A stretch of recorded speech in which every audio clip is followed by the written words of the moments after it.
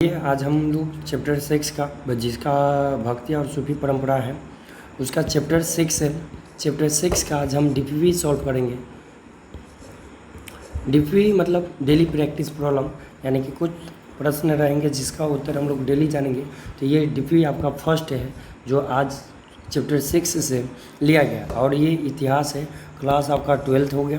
तो ये हम लोग आज देखेंगे इसमें कि इतिहास की जो चैप्टर क्लास 6 का जो चैप्टर है 6 भक्ति और सूफी परंपरा, उसमें से पहला डीपीवी आज सॉल्व करेंगे हम लोग। चलिए, पहला इसमें से बताया जा रहा है कि प्राचीन हिंदू धर्म में समाज को प्रभावित करने वाली प्रमुख कुरीति कौन सी थी। पहला सती प्रथा, हाँ ये भी था, आपका मान सकते हैं। जटिल जाति व्यवस्था, ये भी थी। उच्च जाति द्वारा निम्न जाति का शोषण, ये भी था, यानी कि उपयुक्त सही, यानी कि ये आपका डी ऑप्शन हो जाएगा जो आपका सही। यानी कि दूसरा नंबर हम लोग क्वेश्चन आपको देखेंगे। हिंदू धर्म में कुरीतियों और भेदभाव से तंग आकर निम्न जाति के लोग शुरू में कौन से धर्म अपनाए। हम जानते हैं इस्लाम धर्म तो शुरू में उतना था नहीं, और सिख धर्म भी उसमें नहीं था। इसमें से कोई नहीं होगा, मतलब कि आपका बी, इसमें ऑप्शन आपका बी हो जाएगा। यानी कि जैन धर्म और बौद्ध धर्म में शुरू में लोग चले गए थे हिंदू धर्म से। तीसरा नंबर हम लोग पढ़ेंगे अभी। तीसरा नंबर में क्वेश्चन में आपका क्या बोला गया है कि जैन धर्म और बौद्ध धर्म में लोगों को आकर्षित करने वाले सबसे प्रमुख तत्व क्या था। तो वहाँ सभी लोगों को एक समान और बराबर माना जाता था। हाँ, ये भी बात सही है। वहाँ केवल यज्ञ नहीं होता था। वहाँ का संस्कृत भाषा, वो भी संस्कृत भाषा नहीं होती थी। वहाँ मूर्ति पूजन का कड़ा नियम था, नहीं ये भी नहीं था। यानी कि आपका ऑप्शन नंबर ए हो जाएगा तीसरा। अब चौथा हम लोग चलते हैं। बौद्ध धर्म आगे चलकर किन दो प्रमुख भागों में या संप्रदाय में विभाजित हो। श्वेतांबर दिगंबर आपका जैन धर्म में बटा था, ये आपका बौद्ध धर्म का नहीं। हीनयान और महायान, हाँ ये आपका बौद्ध धर्म का। सगुण और निर्गुण, ये भक्ति का दो प्रमुख भाग हैं। वैष्णव और ये भी हिंदू धर्म का है, यानी कि आपका ऑप्शन नंबर बी हो गया। अब हम लोग क्वेश्चन नंबर 5 में चलते हैं। जैन धर्म का विभाजन किन दो संप्रदायों में हुआ। तो जैन धर्म हीनयान और महायान, अभी हमने पढ़ा ऊपर में कि हीनयान और महायान बौद्ध धर्म में है, यानी कि जैन धर्म में तो हो नहीं सकते। वैष्णव और शैव भी हिंदू धर्म में होते हैं। श्वेतांबर और दिगंबर आपका इसमें हो जाएगा, यानी कि ऑप्शन आपका सी हो जाएगा। चिश्ती और कादरी आपका मुस्लिम में होता है, इसलिए ऑप्शन नंबर आपका सी हो जाएगा, ये डी नहीं होगा। जैन और बौद्ध धर्म में भी जब कुरीतियाँ आने लगी तब हिंदू धर्म से किन दो नए संप्रदायों का उदय हुआ। तो जाहिर सी बात है कि जब जैन और बौद्ध धर्म में पहले हिंदू में से बौद्ध और जैन टूटे और जैन और बौद्ध आपका बने। अब बौद्ध में से इन दोनों में कुछ कमी आया, तो इस कमी को पूरा करने के लिए आपका यहाँ पर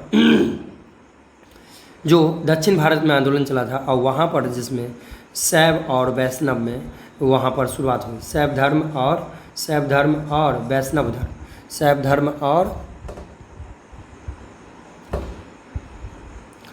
धर्म और वैष्णव धर्म की परंपरा, शैव धर्म और वैष्णव धर्म का उदय हुआ, यानी कि ऑप्शन नंबर बी हो जाएगा। बी आपका सही ऑप्शन है। छठा, अब सतमा में चलते हैं हम लोग। जो लोग भगवान शिव की पूजा करते हैं, जाहिर सी बात है भगवान शिव की पूजा करने वाले को क्या बोलेंगे, तो शैव बोले। विष्णु को पूजा करने वाले को वैष्णव, तो ये तो होगा नहीं।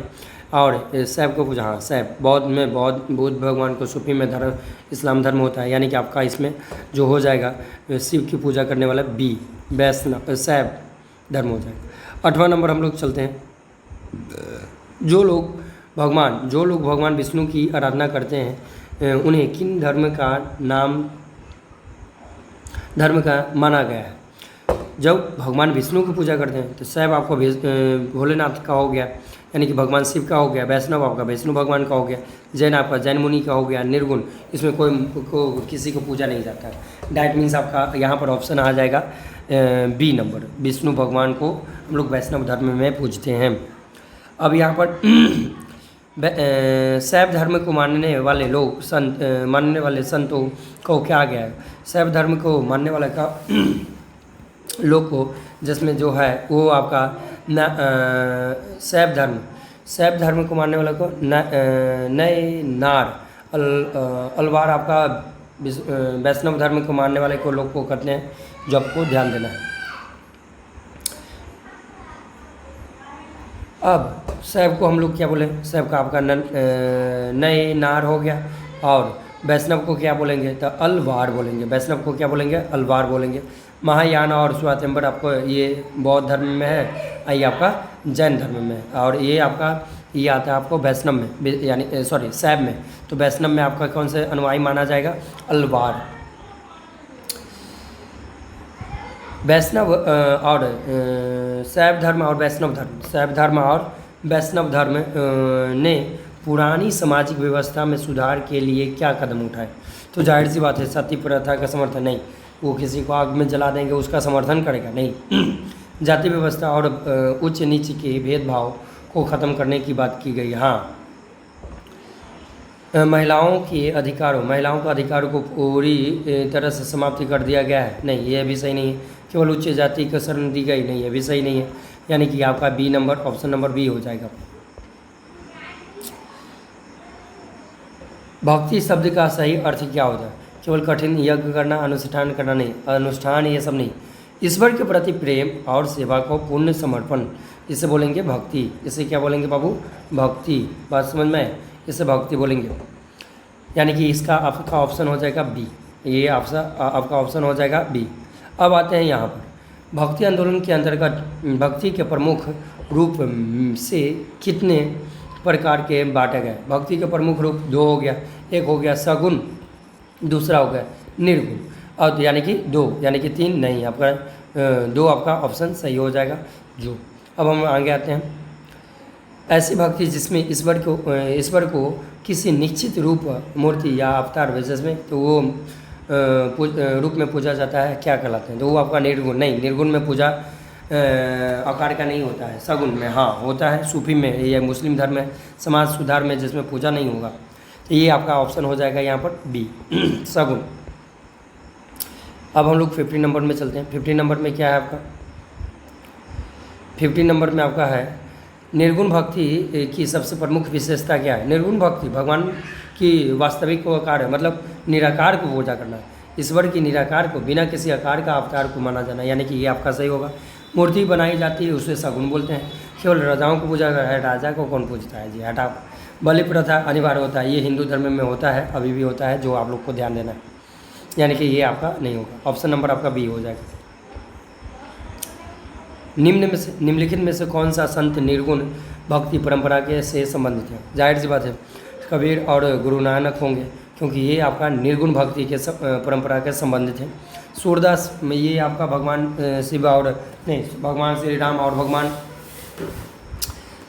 और भगवान श्री कृष्ण को भी पूजा करते थे। कालिदास आपका किसका पूजा करते थे, कालिदास भी वो आपका मान सकते हैं भगवान श्री कृष्ण को पूजा करते थे। मीराबाई भी श्री कृष्ण को पूजा करती थी। इनमें से कोई नहीं, नहीं आपका ऑप्शन हो जाएगा ए, ये आपका आंसर है। विद्वानों के अनुसार सूफी शब्द मूल रूप से सूफ से बना है, सूफ से बना, जिसका अर्थ क्या है, सूफ से बना है जिसका अर्थ है ऊन है, जो आप लोग को ध्यान देना है। ऊन, सूफ मतलब ऊन होता है। पीढ़ी दर पीढ़ी दादा से पिता में, पिता से पुत्र में चली आ रही प्रथाओं या विचारों को क्या कहा जाएगा। तो आंदोलन नहीं बोला जाएगा। परंपरा, हाँ परंपरा बोला जाएगा। कुर्ती मतलब बेकार चीज़, मतलब दोषपूर्ण। समर्पण क्या होगा, पीढ़ी बाई पीढ़ी समर्पण नहीं। इसमें आपका हो जाएगा बी नंबर आपका ऑप्शन। चलिए आगे बढ़ते हैं हम लोग। आगे में क्या बोला गया, भक्ति आंदोलन की शुरुआत भारत के किस हिस्से से हुई थी। भक्ति आंदोलन दक्षिण भारत से। उत्तर भारत में तो रामानंद लाई कर आए थे। पूर्वी भारत व उत्तर पश्चिमी भारत में तो बातें नहीं है, यानी कि उत्तर और पश्चिमी दक्षिण भारत, यानी कि बी आपका ऑप्शन हो जाएगा। दक्षिण भारत में शुरू हुए भक्ति आंदोलन को उत्तर भारत में लाने वाले श्रेय किस महान पुरुष को या संत को जाता है। तो जाहिर से रामानंद को। कबीर भी इनके संत, इसके गुरु मतलब शिष्य थे, और सब शिष्य थे। शिष्य थे, और रामानंद आपका क्या हो गए, रामानंद आपको गुरु हो गए, जो आप लोग को विशेष रूप से ध्यान रखना। चलिए अब हम लोग आते हैं यहाँ पर, प्राचीन हिंदू धर्म में सती प्रथा का क्या अर्थ है। जाहिर सी बात है, सती प्रथा मतलब जिस महिलाओं को पति की मृत्यु हो जाती थी, उस महिलाओं को भी पति के चिता मतलब जब मर जाने के बाद चिता होती थी उसके साथ में जलाया जाता था या मार दिया जाता था। ये हो गया। दूसरा आपका क्या है, दूसरा है आपका हिंदू धर्म छोड़कर जैन धर्म और बौद्ध धर्म की ओर क्यों आकर्षित हुआ, क्योंकि वहाँ पर जातिवाद नहीं था और वहाँ पर एक समान बराबर अधिकार दिया जाता था, तो इसलिए सब लोग वहाँ पर गए। नए यार और अलवार मूल संत किन के उपासक थे, तो ये नए नार संत जो थे भगवान शिव के, अलवार जो थे भगवान विष्णु के उपासक थे। अब आते हैं 4 नंबर पे हम लोग, वैष्णव और शैव और वैष्णव संप्रदाय के ने महिलाओं के प्रति क्या दृष्टि अपनाए। शैव जिसमें महिलाओं के प्रति सम्मान का अधिकार अपनाए, भक्ति मार्ग में आने की पूरी स्वतंत्रता दी, जो हिंदू धर्म में नहीं था। भक्ति का मूल अर्थ क्या है, भक्ति का मूल अर्थ ईश्वर के प्रति सच्चा प्रेम है, उनकी सेवा है और स्वयं की पूरी तरह भगवान के चरणों में समर्पित कर देना है। सगुण भक्ति के अंतर्गत में किसकी पूजा की जाती है, जानते हैं हम लोग, उनकी अवतार में, जिसमें भगवान को, देवी के, देवताओं को, श्री कृष्ण राम को पूजा की जाती है। निर्गुण में, निर्गुण भक्ति धारा के 2 प्रमुख संतों के नाम लिखें। 2 प्रमुख संत हो गए संत कबीर और गुरु नानक देव। सूफी किसे कहा जाता है, सूफी किसे कहा जाएगा, मुस्लिम सूफी उन मुस्लिम संतों को कहा जाता है जो ऊन यानी कि सूफ से बने मोटे कपड़े पहनते थे, जिनका दिल बेहद साफ होता था, वो ईश्वर की इबादत यानी कि इबादत में लीन रहते थे, वो सच्चा प्रेम करते थे। ये सब भक्ति आंदोलन के 2 प्रमुख संस्थापकों के प्रवक्ताओं के नाम बताइए। दक्षिण भारत में अलवार और नए नार संतों की भक्ति आंदोलन की संस्थापक माना जाता है। भक्ति आंदोलन दक्षिण भारत के बाद किस क्षेत्र में बढ़ा, उत्तर भारत में। जाहिर सी बात है, रामानंद ने लेकर आया था और उत्तर भारत से पाकिस्तान, बांग्लादेश, नेपाल, श्रीलंका में भी फैल गया था। अब आते हैं 2 लघु पढ़ेंगे हम लोग। तो ये सगुण और निर्गुण भक्ति में मुख्य अंतर स्पष्ट कीजिए। सगुण भक्ति ईश्वर का निश्चित आकार होता है, रूप या अवतार माना जाता है, मूर्ति की स्थापना करके उसकी पूजा अर्चना की जाती है, जैसे भगवान विष्णु, शिव, राम, श्री कृष्ण, देवी देवता। इसके विपरीत, इसका उल्टा, निर्गुण में किसी ईश्वर को मतलब माना ही नहीं गया है, निराकार माना गया है, उसको कण कण में व्याप्त माना गया है, रूप निश्चित आकार नहीं होता है, मूर्ति पूजा नहीं की जाती है, उसे घट में मतलब कण कण में उसको वास माना गया है। किसका वास माना गया है, ईश्वर का। ये आपका निर्गुण में माना गया है, ये आप लोग को ध्यान रखिए। ईश्वर ने इतिहास में गंगा जमुनी तहजीब क्या है, ये अभी हालांकि हम लोग इसको अभी डिनाई करेंगे, लेकिन चलिए पढ़ लेते हैं, आ गया है ऐसा क्वेश्चन। तो गंगा यमुना नदी के किनारे हिंदू और मुसलमान दोनों समुदाय एक बहुत सदी से रहते थे। सदी मतलब बहुत पहले से ही मिलजुल के रहते हैं, कोई झगड़ा नहीं हुआ है, लड़ाई नहीं हुआ है।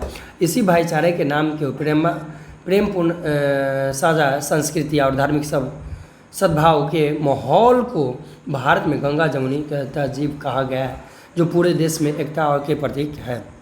अब दीर्घ उत्तरीय प्रश्न आएंगे, जो हम लोग विशेष रूप से ध्यान देंगे, क्योंकि ऐसा क्वेश्चन आपको पूछा जाएगा बोर्ड एग्जाम में। अब ऐसा नहीं कि जो अभी पूछा जाएगा और जो पढ़ाए वो सब नहीं पूछा जाएगा, ऐसा बात नहीं, सभी प्रकार का पूछा जाएगा, जो आप लोग को ध्यान देना है। ये DPP हमारा पहला DPP है, जिसे हम लोग को सॉल्व करना है। ये चैप्टर 6 का है, चैप्टर 6 का, और ये हिस्ट्री चैप्टर 6 का है, हिस्ट्री चैप्टर 6 का है, जो आप लोग को पढ़ना है। चलिए अभी हम लोग अपना आगे जो पढ़ते हैं इसे हम लोग ध्यान देते हैं। चलिए भक्ति आंदोलन के उदय के कारण और इसके प्रमुख विशेषता का विस्तृत वर्णन करें। भक्ति आंदोलन के उदय के कारण पहला क्या है, प्राचीन काल में हिंदू धर्म के भीतर जातीय व्यवस्था, ऊंच नीच और जिसमें सती प्रथा जैसे सामाजिक कुरीतियाँ बढ़ गई थी, जिसमें वर्ग प्रताड़ित था, और राहत पाने के लिए लोग जैन धर्म और बौद्ध धर्म में गए। परंतु समय के साथ में बौद्ध धर्म और जैन धर्म में भी महायान और श्वेतांबर और दिगंबर में भी बढ़ गए और उनमें भी कमियां आने लगी। हिंदू धर्म के भीतर से ही शैव यानी कि नए नार वैष्णव धर्म यानी कि अलवाड़ संप्रदाय का उदय हुआ और इन्हीं में कुरीतियों को सुधार के लिए दक्षिण भारत में से भक्ति आंदोलन को नींव रखी गई। और भक्ति आंदोलन की प्रमुख विशेषता क्या है? तो भक्ति आंदोलन की प्रमुख विशेषता है जाति पाति का कड़ा विरोध करना। यानी कि फिर तो वही बात हो जाएगा, हिंदू धर्म में जो पहले समस्या था ये कड़ा विरोध किया गया। इनमें वर्ण व्यवस्था को नहीं माना गया, जाति गत भेदभाव को भी पूरी तरह से नकार दिया गया। सभी इंसानों को बराबर बताया गया। सरल भाषा का प्रयोग करना, भाषा ऐसा यूज करोगे जिससे कि सभी आम आदमी अल्पसंख्यक सभी लोगों को समझ में नहीं आता है, तो इसलिए स्थानीय भाषा और सरल भाषा को संदेश दिया गया, इससे साधारण लोग कोई भी आसानी से समझ सकें। एक ईश्वरवाद मतलब जो सबको एक बात पर जोर दिया गया है कि ईश्वर एक है, चाहे वो हम किसी भी रूप में या नाम में जुड़े, नाम से पुकारा जाए। महिलाओं और वंचितों के स्थान और समाज में पहली बार महिलाओं और समाज के सबसे निचले तबके के लोग भी भक्ति करने और संतों की श्रेणी में शामिल होने के समान अधिकार मिला। भक्ति आंदोलन में व्यक्तिगत अनुभव को प्राथमिकता दी। संतों ने केवल शास्त्रीय और किताबी ज्ञान को ही नहीं बाजा, मतलब कि इसमें अनुभव, मन की पवित्रता, सच्चे गुरु की संगति, मोक्ष और असली साधन बताया है, जो आप लोग को विशेष यहाँ आपको आज कंप्लीट हो जाता है। चलिए आशा करते हैं सेकंड DPP जब लाएंगे तो उसमें भी और अच्छे से हम लोग सॉल्व करेंगे। आज धन्यवाद इतना वीडियो देखने के लिए। ओके।